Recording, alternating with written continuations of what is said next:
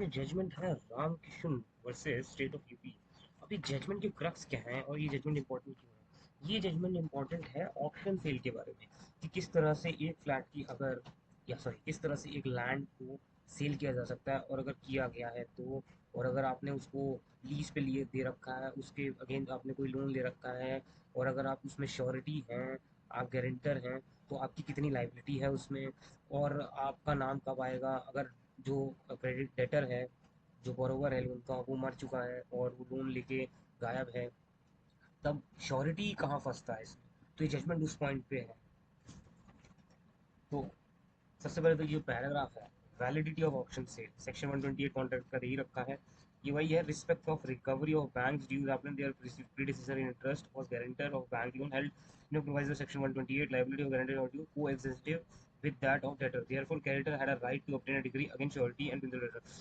बोल ये रहे हैं इस जजमेंट में कि जो क्रेडिटर है, जब तक वो अपनी पूरी रेमेडीज एग्जॉस्ट कर ले, जैसे ही वो अपनी सारी रेमेडीज एग्जॉस्ट कर लेता है बोरोवर के अगेंस्ट जिसने लोन लिया था, और अगर बोरोवर लोन नहीं दे पा रहा है, तो श्योरिटी ही लाइबल है। जिसने गारंटी ली थी कि मैं लोन चुकवा दूंगा, अब वो कैसे लोन नहीं चुकाएगा? इस केस में जो एप्लेंट है रामकृष्ण, इनका जो प्ली है वो सारे लोअर कोर्ट ने डिसमिस कर दी थी।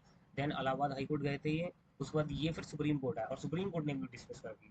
सुप्रीम कोर्ट ने बस ये कह दिया जजमेंट में कि हाँ, अगर, क्या इशू ये था कि इनकी जो फ्लैट की जमीन, क्या हुआ, वो जो लोन इनके किसी, उसने जिसको इनने गारंटी ली थी उन्होंने लोन लिया था, और लोन लिया था कितने का अमाउंट था, 8,400, ये जो दिया हुआ ना, 8,425 रुपये का लोन था, यूनियन बैंक से लिया था।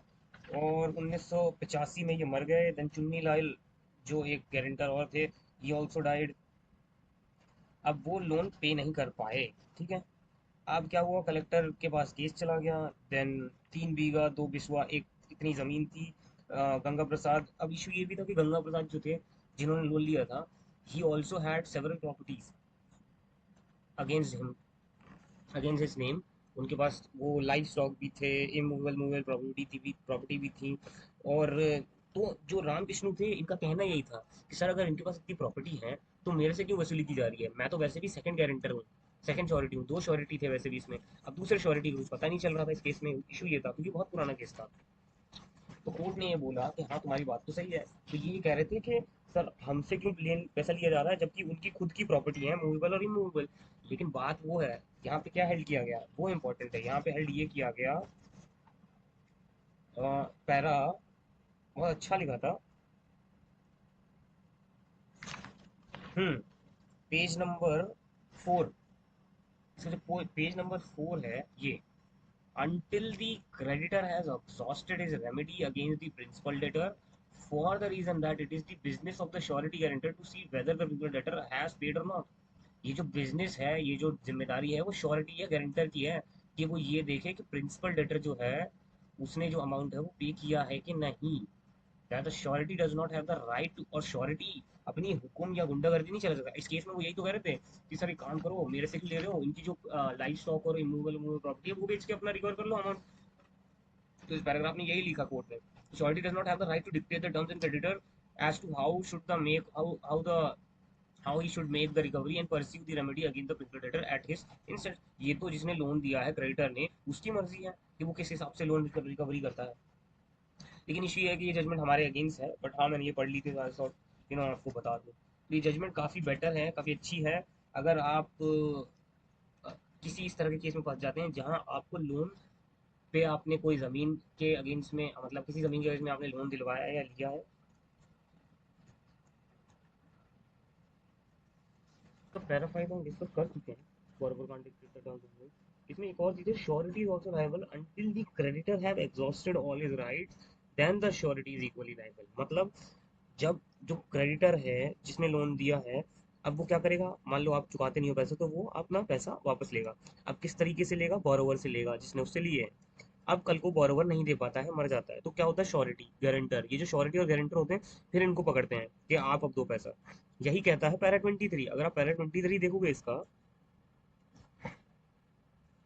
This court consideration a case where after confirmation of a auction sale, it was found that the valuation and movable, immovable property fixation, reserve price, inventory, plant, machineries had not been made proclamation of the sale, nor disclosed the time of sale notice. Therefore, in such a case, fact issue, sale set aside, and confirmation in view of the law can be summarized to the effect that the recovery of the public dues must be made strictly in accordance with the law.